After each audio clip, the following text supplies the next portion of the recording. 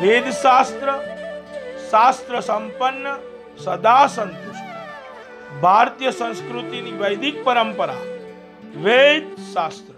नमस्कार, वेद शास्त्र चैनल में आपका स्वागत है। मैं हूं डॉक्टर राजेश भोजक। आज एक सामाजिक विषय लेके आया हूं। ये विषय है कि शादी की उम्र क्या होनी चाहिए। विषय है शादी की उम्र क्या होनी चाहिए। सरकारी नियमों के अनुसार लड़की जो होती है उसकी 18 साल, लड़का जो होता है उसकी 21 साल। और अभी समझो कि कोई कायदे में अगर फेरफार आता है तो दोनों की उम्र 21 साल होनी चाहिए। लेकिन उसके फ़ायदे हैं और उसके गैर फायदे भी हैं, जो भी, लेकिन हमें पालन भले करना है सरकारी नियमों का। लेकिन जब पुराना ज़माना आप याद करो, तभी ऐसा था कि आपका बचपन था, जब आप गुरु के पास पढ़ने जाते थे, शादी होती थी, गृहस्थाश्रम था। 50 साल की उम्र में आप वानप्रस्थाश्रम, वन में प्रवेश, ऐसा कहा जाता था। लेकिन 50 साल की उम्र में ऐसा होता था कि आपकी बुढ़ापे की शुरुआत भी नहीं हुई हो तब आपके बच्चे जवान होते थे, पढ़ लिख कर नौकरी या धंधा करके अपनी जिम्मेदारी खुद संभाल लेते थे और तब तक आप स्वस्थ और थोड़े जवान ऐसे हालत में रहते थे। तब क्या होता था कि तब ये होता था कि बाल विवाह की प्रथा थी। आज मैंने वो बाल विवाह की प्रथा एक तरह से आज के ज़माने के हिसाब से ठीक भी नहीं है।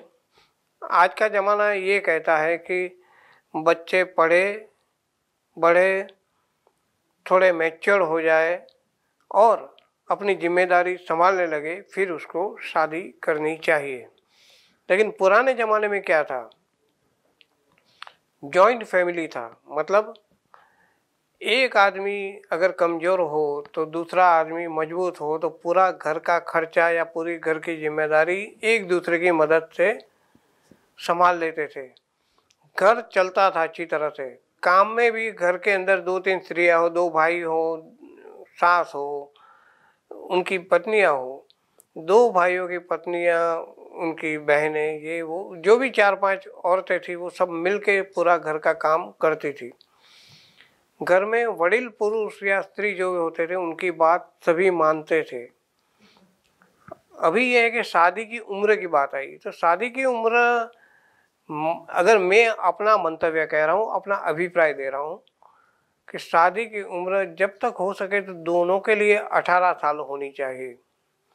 ये मैं इसलिए कह रहा हूँ, आज जो भी दुनिया में देखते हो कि एक विकृति है। विकृति इसलिए कि आप देखते हो कि सबके हाथ में मोबाइल है, सबके पास लैपटॉप है, सबके पास कंप्यूटर है और सबके पास इंटरनेट है। मतलब आदमी जब भी अकेला होता है तब वो चीज़ें देखता है जो उसे नहीं देखनी चाहिए, जिसको हम बुरा कहते हैं। किसी को पता, कभी कभी छोटे छोटे बच्चे जिनकी उम्र नाबालिग बच्चे, वैसे लोग भी खराब वीडियो देखते हुए नज़र आते हैं।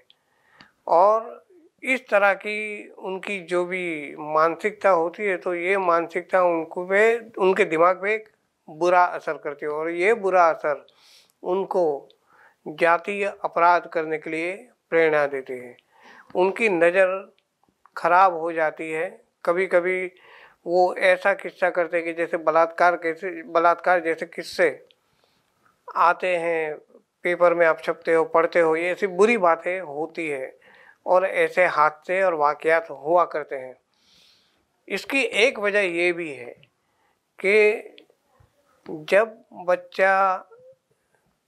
बच्चे से जवान होता है, सगीर होता है, मतलब नाबालिग होता है, नाबालिग से जवान होता है, तब उसके दिल में एक इच्छा, एक ऐसी भावना जागती है कि वो एक स्त्री और पुरुष या ऐसे कोई संबंधों को एक आकर्षण के रूप में देखता है। हमारे देश में इतना अच्छा है कि हमारी संस्कृति इतनी अच्छी है कि हम लोग माँ बाप अपने रीति रिवाज के मुताबिक रहते हैं, तो जो विदेश में जो गंदगी है वो हमारे में नहीं है। लेकिन जो वाकयात होते रहते हैं उसके लिए पहले क्या होता था, कोई भी बच्चा नाबालिग से थोड़ा बड़ा हो और उसको ऐसी इच्छा जागे, वो इच्छा जागने से पहले उसकी या तो उसी वक्त उसकी शादी हो जाती थी। होता था क्या, उसको जो चाहिए, उसकी जो इच्छा है उसके घर में ही परिपूर्ण होती थी। एक दूसरे में प्यार बढ़ता था और एक दूसरे के पूरक हो जाते थे। आज क्या होता है, आज नो डाउट साइंस भी एडवांस हुआ है, लोग पढ़ने भी लगे हैं, पढ़ाई बढ़ी है, नॉलेज बढ़ा है, लेकिन ये इच्छाओं को संतुष्ट करने के लिए और ऐसी इच्छाओं को मारने के लिए अलग अलग इलाज, कृत्रिम इलाज लोग करते हैं और ये सामाजिक बदी है। तो ये सामाजिक बदी को दूर करने के लिए जहाँ तक मैं समझता हूँ कि उम्र दोनों की 18 साल हो तो बेहतर। बाकी जो सरकारी नीति नियम है उसका पालन हमें करना है और करना चाहिए। एक बात मैं कहता हूँ कि समझो कि शादी की साल उम्र 21 साल, तो 21 से पहले कोई शादी नहीं कर सकते, लेकिन 21 साल के बाद 1 2 3 साल मतलब 22 23 साल के बाद शादी के लिए तलाश शुरू होती है कि भाई इस लड़के के लिए लड़का ढूंढो, लड़के के लिए लड़की ढूंढो। ये शुरू होता है और ये शुरू होते होते ये खोज, ये पसंद है, ये नहीं पसंद है, यहाँ नहीं कर सकते, यहाँ नहीं हो सकता, इन सब बातों से 2 3 साल और गुजर जाते हैं। तो 26 27 साल तक शादी की नौबत आती। कभी कभी 30 35 साल तक शादी नहीं होती, ऐसा भी होता है। बहुत से रीज़न ऐसे होते हैं।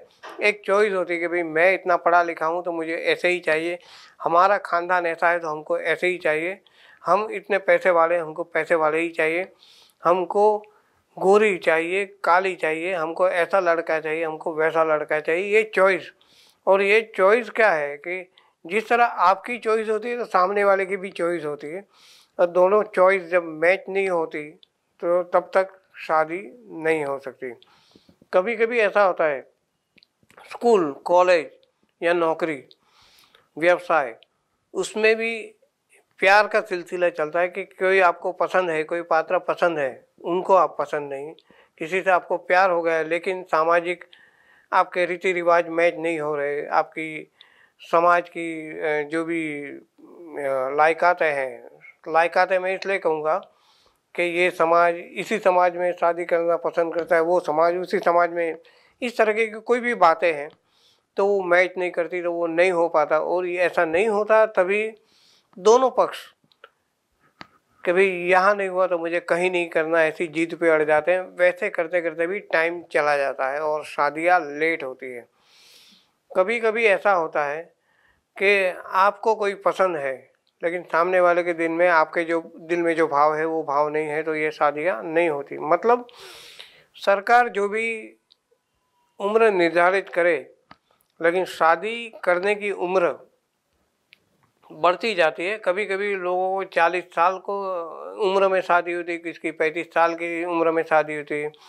रीज़न बहुत है कि आर्थिक परिस्थिति, सामाजिक परिस्थिति, एक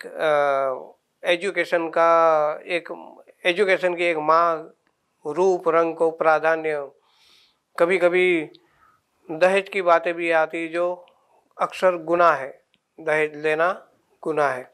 तो ऐसी अलग अलग बातों से लड़का और लड़की उम्र ढल जाने के बाद भी शादी नहीं होती या देर से शादी होती है। देर से शादी होती है तो बच्चे भी देर से होते हैं।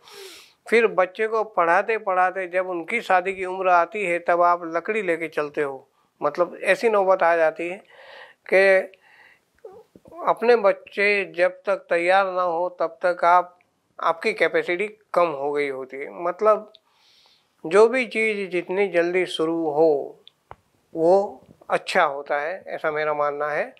लेकिन एक है कि आप ये कर सकते हो कि शादी सरकारी नीति नियमों के मुताबिक जो भी उम्र निर्धारित की गई उसमें करिए, लेकिन आपकी सगाई उसके 3-4 साल पहले भी कर सकते हो। तो ये 3-4 साल पहले आप जो सगाई होगी उसमें आप दोनों पात्र, लड़की और लड़का, एक दूसरे को समझ भी लेंगे, उनके परिवार के रहन सहन को भी समझ लेंगे, एक दूसरे की बातें भी कर लेंगे, और ये 2-3 साल में अगर नहीं जमता तो अलग भी हो जाएंगे। लेकिन ये समय के दरमियान वो लोग अपनी दिमाग की जो भी मांग है, अपने जज्बात की जो कुछ बातें हैं, अपने परिवार की जो परिस्थिति है, वो तीनों से परिचित हो जाएंगे, और उनकी जो उम्र के मुताबिक जो भी उनके दिमाग के अंदर जो भावनाएं होती है ना, वो धीरे धीरे शांत हो जाएगी। वो लोग रियल में मैच्योर हो जाएंगे कि भाई शादी करनी है, इससे करनी है तो ऐसे ही होगी, ऐसा ही रहना होगा, और शादी के बाद ऐसा ही होना है। सामने वाले को भी ऐसा है कि अगर मुझे शादी करनी है तो मुझे वहाँ ही जाना है, वहाँ ऐसा होगा जो मैं चाहती हूँ वैसा होने की संभावना नहीं है, लेकिन मैं जिसे पसंद करती हूँ वो मेरा ध्यान रखेगा। मतलब ऐसी अंडरस्टैंडिंग धीरे धीरे शुरू हो जाती है। अंडरस्टैंडिंग जब भी किसी दो व्यक्ति में होती है तो उससे प्यार बढ़ता है, उससे कोऑपरेशन बढ़ता है, उससे रिस्पेक्ट बढ़ता है, और शादी हो या और कोई चीज़ सक्सेसफुल होता है। मतलब शादी की उम्र जो भी हो, लेकिन पसंद जल्दी कीजिए, एक दूसरे के साथ भावना से बंध जाइए, एक दूसरे को समझ लीजिए, लेकिन किसी का गैर उपयोग, दुरुपयोग ना करें, और ज़िंदगी इस तरह से जिए कि आप बूढ़े हो या आपकी उम्र बढ़ती जाए उसके पहले आपके बच्चे पढ़ लिख कर जिम्मेदारी के लिए तैयार हो जाने चाहिए। उस तरीके का आपका जो भी रहन सहन है होना चाहिए। तो इस शादी की उम्र को, इस विषय को अलविदा कहते हुए मैं आप सभी का दाम्पत्य जीवन, आप सभी का पारिवारिक जीवन सुखमय रहे ऐसी कामना करता हूँ। नमस्कार। नमस्कार मित्रों, क्या आपकी जन्म कुंडली के अंदर अच्छे बिजनेस के योग है, फिर भी आपको बिजनेस के अंदर सफलता नहीं मिल रही है? क्यों ऐसी सफलता नहीं मिल रही है? ये सभी बात को जानने के लिए आप आज ही शास्त्री जी से अपॉइंटमेंट लीजिए और शास्त्री जी की रूबरू मुलाकात कीजिए।